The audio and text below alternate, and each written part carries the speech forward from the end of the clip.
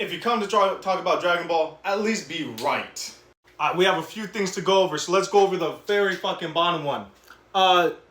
That's a good argumentation, but Dragon Ball Z Kakarot is a video game, and Kid Buu is the final boss of that video game, so of course he's gonna be the strongest. Yeah, he's the strongest because not only is he the final character in the manga, so why would the next villain be weaker than the previous villain, which has never been done. That's never been shown in any manga or anime as I've ever seen. Why is he stronger in the video game? Because yes, he is the last villain, but also because he's the strongest Majin. And goes on to his next fucking point.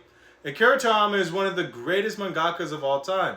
But he's also known for his laziness. When the fuck was he known for his laziness? I've never seen that. I've never heard of that. Never in my life. Then he mentions contradictions. I don't remember a single contradiction throughout all of Dragon Ball. And everybody who brings up contradictions, it's weird because they're not contradictions. They just don't know how to read. Now going on to his next point, that the strongest of his show, and then he names Frieza that, as you clearly know, as his final form, Golden Frieza, which makes no sense. Why the fuck are we talking about Golden Frieza in Dragon Ball Super and not Dragon Ball Z?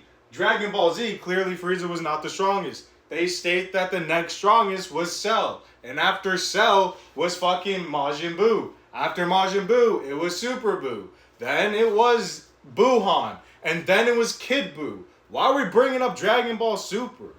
And then I love this the most. In the manga, it is also said that Kid Buu is the most dangerous one because he does not have any kind of intellect and only relies on his instincts. God damn. Damn, he got me. I may not be the GOAT, but I'm the GOAT of Dragon Ball, and I am the God. I am the prince. I got a throne. The reason why I'm here and no one's ever taken me down is because I'm not dumb. I read. Now, when we read, it states that Buu got weaker because he absorbed a Kai. So he got weaker, not stronger. Okay, but what does it say about him? Final form, Kid Buu. Right here. Then this small Buu is the very first most difficult Buu. Wait a minute, difficult. Difficult means you're tough, means you're stronger. If that does not convince you, let's go to the next panel. Also, real quick, where does it state that he's dangerous because of his intellect is gone? I've never fucking seen that statement. People just make that statement because he just used his big bomb and blew up Earth without even thinking about it, didn't care about his own well-being. But people make that statement as if it was stated that's the reason why he's the most difficult. When again, never stated. But again, let's go to the next panel. Now, if I'm not mistaken, if you have a higher ki, you're stronger. So if you have a power level of 18,000 going against someone with a power level of 5, you can easily wipe them because your ki is bigger.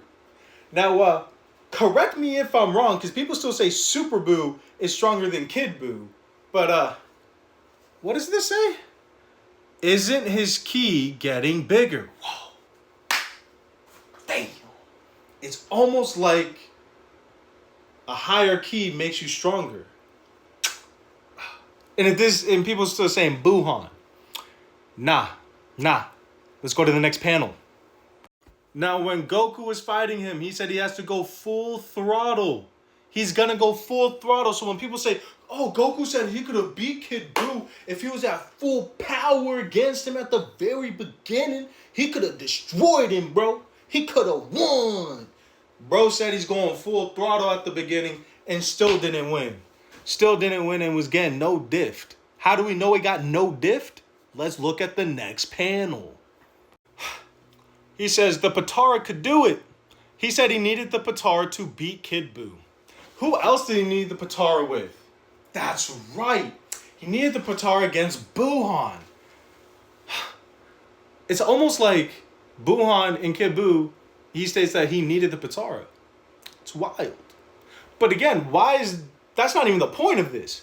He says right here, he keeps dragging this out. This little punk's having fun.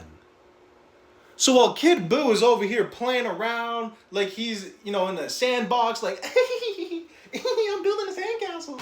Goku's over here like, strongest attack, strongest attack, strongest attack. And still doesn't beat him. Going full throttle 100% and still couldn't inflict enough damage to kill Kid Buu, while Kid Buu's over here like, this is fun, man. I'm not even trying. You're like a fly on the wall, Goku. Oh, this still doesn't convince you? Let's look at the next panel. Let's look at what Goku says. What does that say? But your power, speed, and powers of recovery are all incredible. Majin Buu, you are one dense guy. You're on a whole different level from all the Buus up to now. Wait a minute. So his power and speed is greater than all the Buus before him. That includes Buuhan, Buu Piccolo, Buu Tanks, Super Buu, and Fat Buu. Wow. And his power of recovery is also greater than Buuhan's, Buu Tanks, Buu Piccolo, and Fat Buu, and Super Buu. Wild. So we have statements and feats showing this. But no one wants to believe it? Come on. And this is my favorite. Akira Toriyama literally stated that literally Kid Buu is the strongest Buu.